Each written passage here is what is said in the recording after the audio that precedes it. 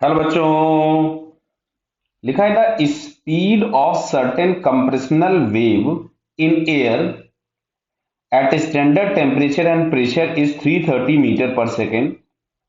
A point source of frequency 300 hertz radiates energy uniformly in all possible direction at a rate of 5 watt. Clear. तो देखो इधर power given है और point source अगर दिया है तो इसमें नहीं भी लिखा होता तो भी हमें मानते हैं कि जो पावर का डिस्ट्रीब्यूशन है या जो एनर्जी का डिस्ट्रीब्यूशन है वो हर संभव दिशा में होता है, इन ऑल पॉसिबल डायरेक्शन। क्लियर है। तो चलिए क्वेश्चन पढ़ते हैं पहला। इसमें लिखा है what is the intensity of wave at a distance 20 metre from the source. तो भाई अगर हम ए पार्ट सॉल्व करें तो हम लोगों ने पढ़ा है intensity is equals to power per unit area, मतलब पावर अपॉन एरिया। तो पावर दिया गया था 5 और पॉइंट सोर्स है तो इसके लिए स्फीयर में आपके पास एनर्जी का डिस्ट्रीब्यूशन होगा तो 4 पाई r स्क्वायर। क्लियर।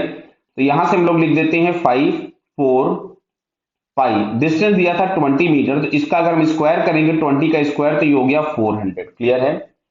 अब अगर हम इस रेशियो को सॉल्व करें तो नियरली वैल्यू आपके पास आती है 0.00099, यानी मैं इसको यहां से लिख सकता था 9.9 इंटू 10⁻⁻⁴ वॉट पर मीटर स्क्वायर। क्लियर। तो 9.9 इंटू 10⁻⁻⁴ तो बेटा पहले वाले क्वेश्चन का आंसर आ गया।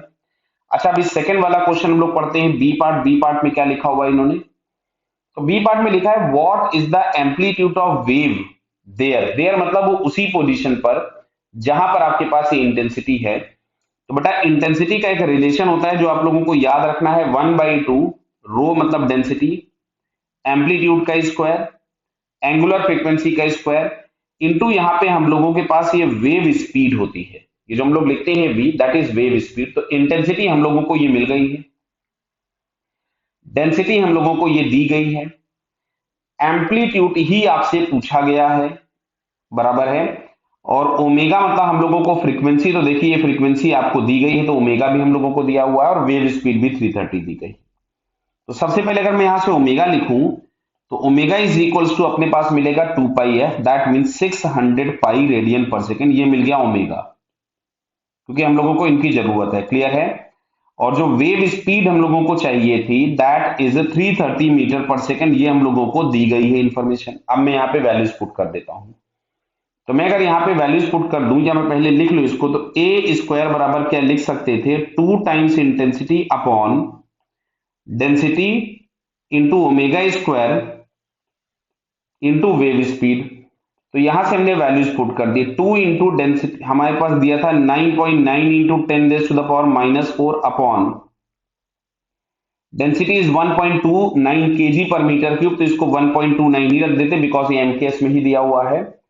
और 600 पाई का स्क्वायर बोले तो omega square into wave speed हम लोगों के पास आ गई 330। क्लियर। अब ये कैलकुलेशन ही है केवल, इसको अगर आप चाहें तो आराम से कैलकुलेट करिए, बराबर है। इसको मैंने जैसे कैलकुलेटर से अगर इसको कैलकुलेट कर लिया तो यहां पे हम लोगों को ए की वैल्यू मिलती है 10⁻⁻⁻6 मीटर, बराबर। ये हमारे पास ए स्क्वायर था, जो भी कुछ आएगा इसका हम लोगों को रूट लेना होगा।